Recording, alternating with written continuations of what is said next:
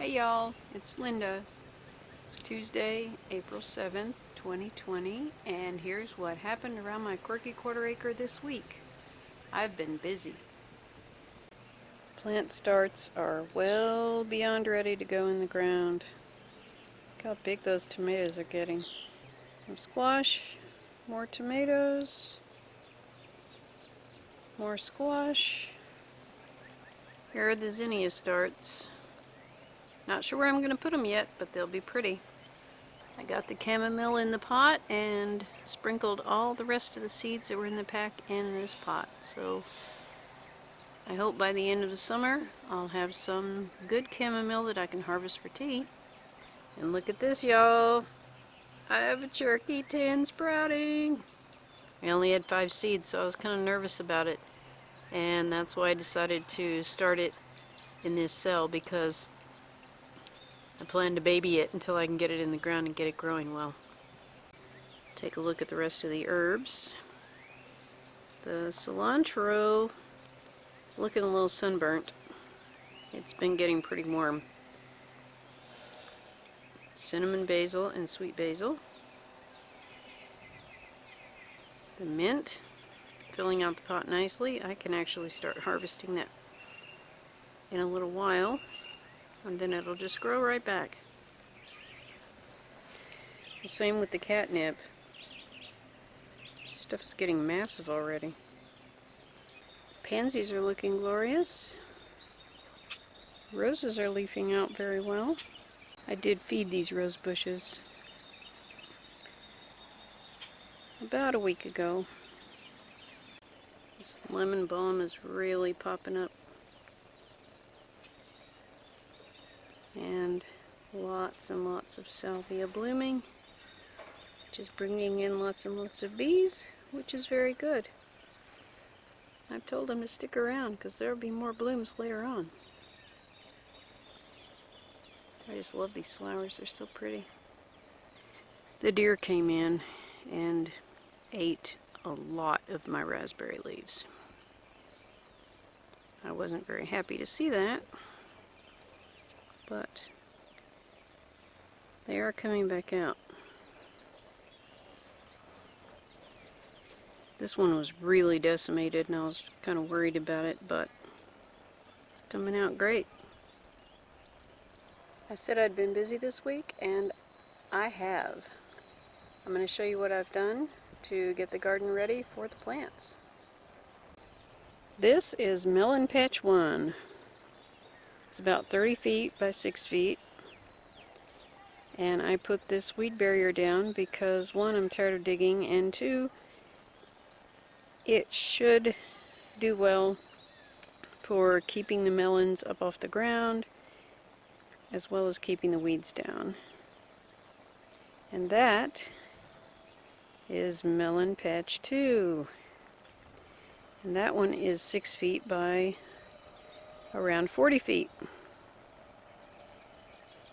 It stays pretty wet down here, so I'm hoping that melons and squash will do well down here because they need a lot of water. And I'm also in the process of filling this out so that it is squared up. I'm going to bring the weed barrier from there down to there, and then I'll have a little more planting space on the side. So that's expanding the main garden without digging. I haven't seen any signs of my peony. I'm kind of sad about that. I still hope it comes back, but I don't know. I showed you last week how I was digging things up and turning them over with the shovel because it was too wet to till. And after the second time I went over it with the shovel, it was still too wet to till, but I'm calling it done. If I want to later, I might till between plants or rows, but I don't know. Anyway, it's ready. The sweet potatoes are going to be planted here. They have a few more days before they can go out here because they do like it warm. I have a pretty good number of slips though that are growing roots. And as I pluck them off and put them in water, the potato bits grow more, so yay! I also decided that since the 10-day forecast was looking pretty good, our average last frost date is April 15th, and right now it is showing no freezes up through that date, and we generally try to plant everything by April 20th anyway. I went ahead and set out these squash. These are lemon squash, which is something I'm trying that's new, but I never met a squash I didn't like, so I have high hopes for these guys. I also went ahead and put one tomato of each type that I'm growing in the ground just to see how they would do. I figured if I put one plant in and then a freeze did happen and they died, it would be okay because I have plenty of other plants.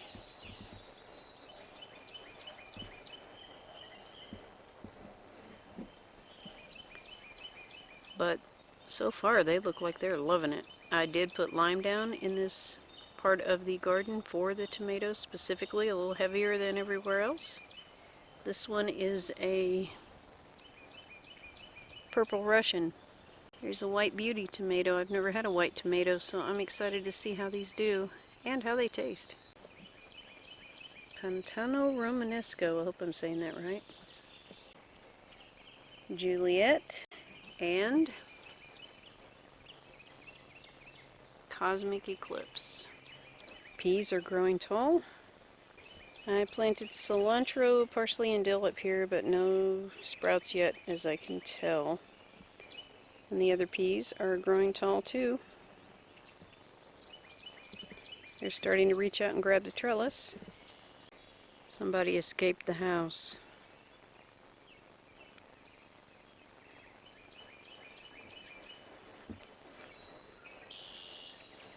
She's on a big adventure. The lettuce is coming along quite well. I had 2 strawberry plants survive the winter. I'm going to dig those up and put them in the far end of the raised bed after I get the soil put in there. I've been putting leaves and cardboard in here, and by the time strawberries get established, that should all be broken down. I also can go and get some more plants if I need them. I think I will later on, but right now we are avoiding visiting, so I can't do that just yet. Here are radishes, beets, leaf lettuce, and the cabbages that I set out. So during this week of social distancing, staying home, I did get a lot done, and so I have at least twice as much garden space this year as I had last year.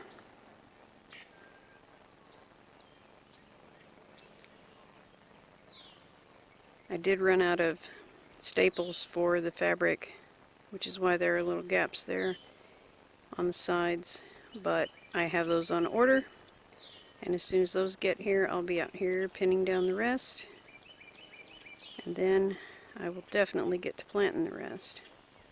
Now, since we're not going to have a frost again, or the weather says we're not going to have a frost again,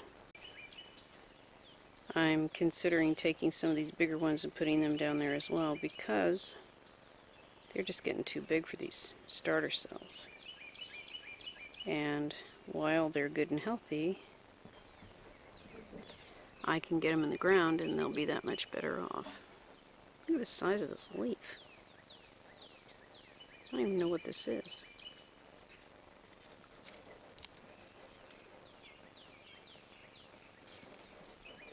Small Wonder Hybrid Squash.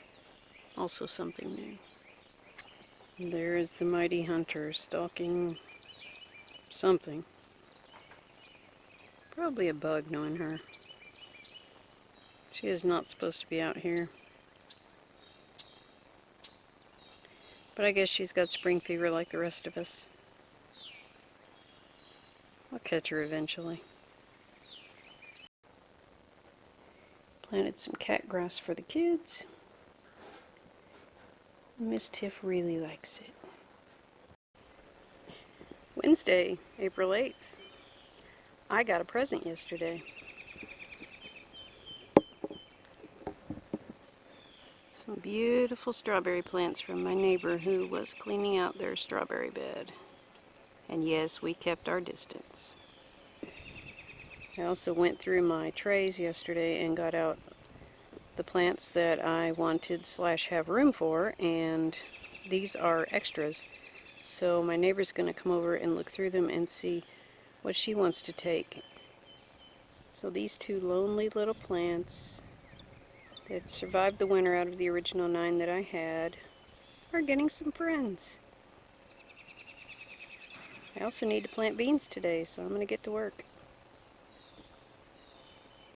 I swear these tomato plants grew 2 inches overnight. I hope that's a good sign for the future. Got the strawberries in their new home.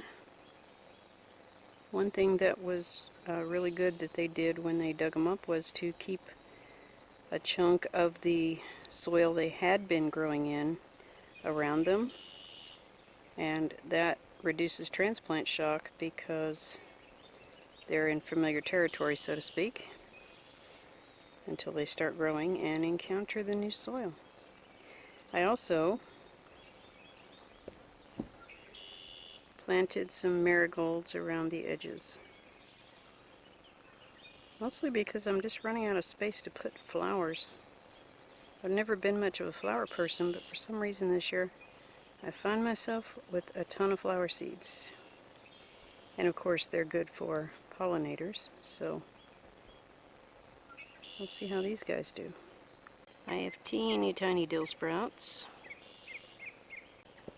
and teeny tiny parsley sprouts and teeny tiny cilantro sprouts. These radishes need thinning. Planted too many. Got a little impatient. However, we can eat the sprouts too, so when I get down here to do that, I'll have a little bit of something for a salad. And this turnip that's going to seed is blooming with some very pretty yellow flowers. And so are those. I also told y'all that I had a Cherokee tan sprout, and I fully intend to baby and pamper this thing until I get it in the ground. So I put it by itself in a bigger container. I still have 4 seeds in the starter tray, but so far there are no signs of other sprouts. I've been sitting here looking at my garden plan, and it's a mess. The reason for that is I actually ended up planting a few things in other places, and so I had to redo it. And rather than redraw it every time I changed my mind, what I did was I drew a new blank chart on a different piece of graph paper, and as I plant things, I'm filling it in and marking it off on here so that I know what else I have to find space for. Now, I did do this plan early, and after I did the plan, of course, I bought some different seeds, and I wanted to add this tomato and those beans and another melon, so yeah. I hope I have room for everything. I'm going to put out as much as I can and then see where I'm at. But I should have, with the melon patch and the extra weed barrier fabric for the squash, and I'm going to put the peppers in a row of landscape fabric to kind of keep the weeds down. Last year I had a lot of weeds in the pepper plants, and I think they could have done better. They could have done much better, actually. So that's what I'm working on for the next few days. I'm going to make sure I have spots for everything, and the main things I need to figure out where to add in are beefsteak tomatoes, because, you know, having a tomato where one slice covers a whole sandwich, that's a good deal. And I also added wax beans and the asparagus or yard-long beans, and so I have to figure out where those are going to go. Now, I do also have black beans and pinto beans. Oh, big wasp. I don't like those guys. Love the bees, wasps not so much. Anyway, I have to figure out whether those beans are bush or pole beans. And if they're pole beans, then I'm going to have to figure out a way to build another trellis. I do have some chicken wire, and I do still have the carport frame to put up. Although I am considering using that carport frame for something else. And that is maybe a chicken pen. I found out we can have chickens, so I'm giving that a lot of thought. I have no idea how to build a chicken coop, but I could figure it out, or maybe I can invest in one. I'm doing some research, and I'll let you know. It's pretty exciting. I also planted corn. I have 3 rows about 8 feet long, and that's about half the seed pack, so probably around 50 seeds or so. And that doesn't sound like a lot, and it isn't a lot, but for us, I think it'll be fine, and I can always do a succession planting if I choose to, because corn has plenty of time to grow. This one comes in about 55 days, I think. And so if I could get 2 crops, so much the better. We'll see what happens, because I am limited to a particular amount of space for each thing because I want to get them all in, and that's what this is for. Now I guess I need to go try and catch kitten. I'll see you guys later.